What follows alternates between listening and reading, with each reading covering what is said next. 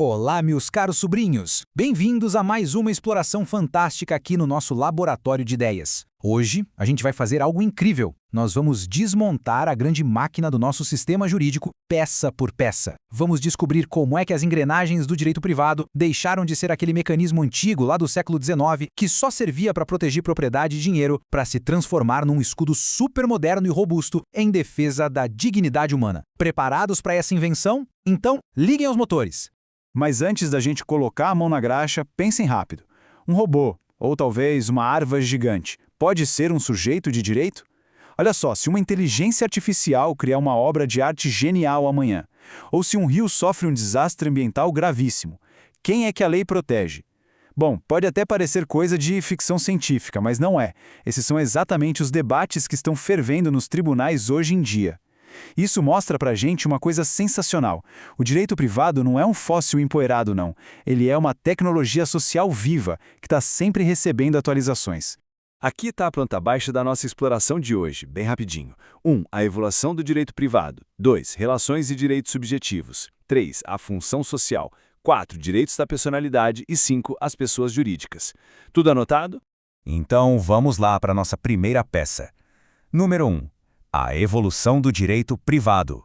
Bom, as regras que governam o nosso dia a dia foram forjadas no calor de várias revoluções.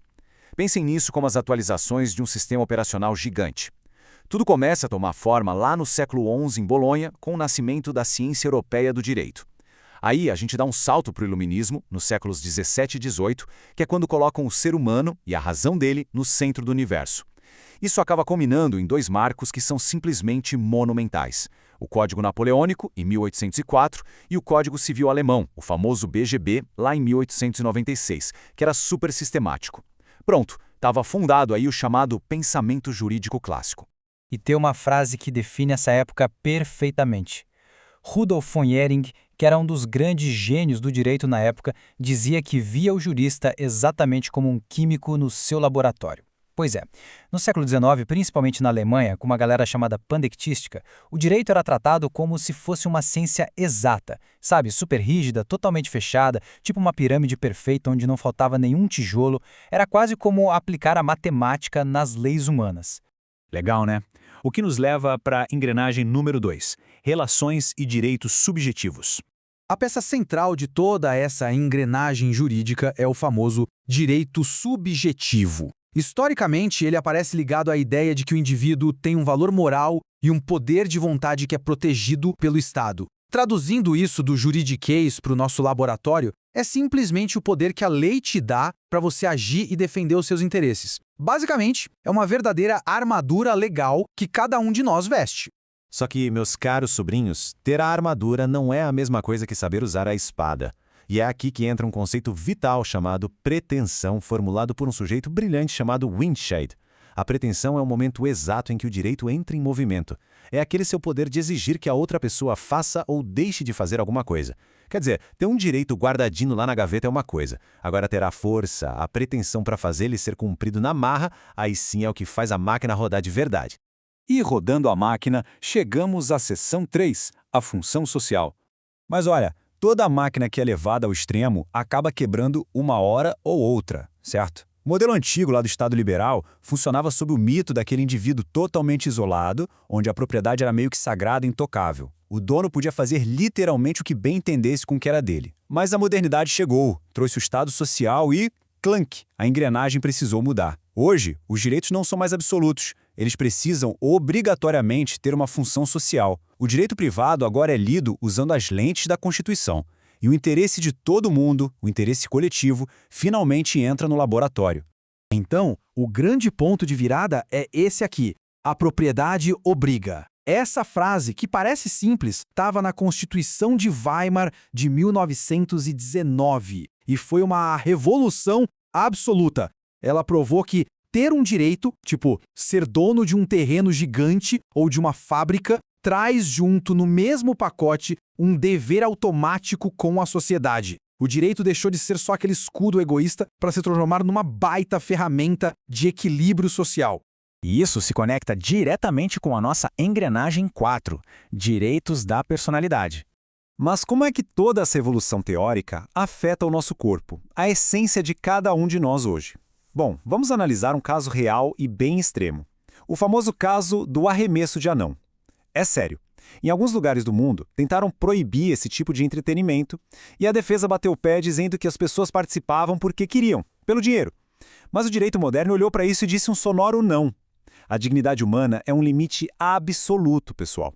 Ninguém pode usar o próprio corpo de um jeito que degrade a sua própria humanidade, nem mesmo se a pessoa concordar com isso. A máquina do direito, agora, tem um freio moral fortíssimo. E no nosso dia a dia, a dignidade também está ali, operando a todo vapor. Olha esse caso super curioso que foi parar lá no Superior Tribunal de Justiça. Uma criança quase engoliu uma aliança de metal que estava escondida, adivinhem, no meio do recheio de um biscoito. O tribunal reconheceu que houve dano moral pela ofensa à integridade psicológica do consumidor. E detalhe, mesmo a criança não tendo engolido a aliança, só pelo risco e pela quebra de confiança já foi suficiente.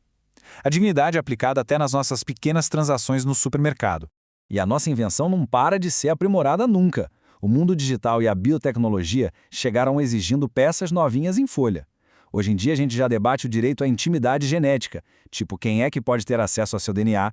A gente fala do direito ao esquecimento lá na internet e do controle absoluto sobre os nossos dados pessoais.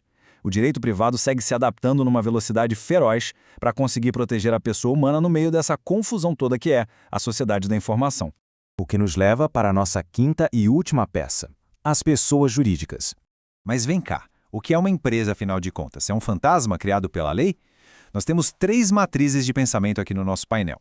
A teoria da ficção diz que é pura invenção, que o Estado tirou da cartola.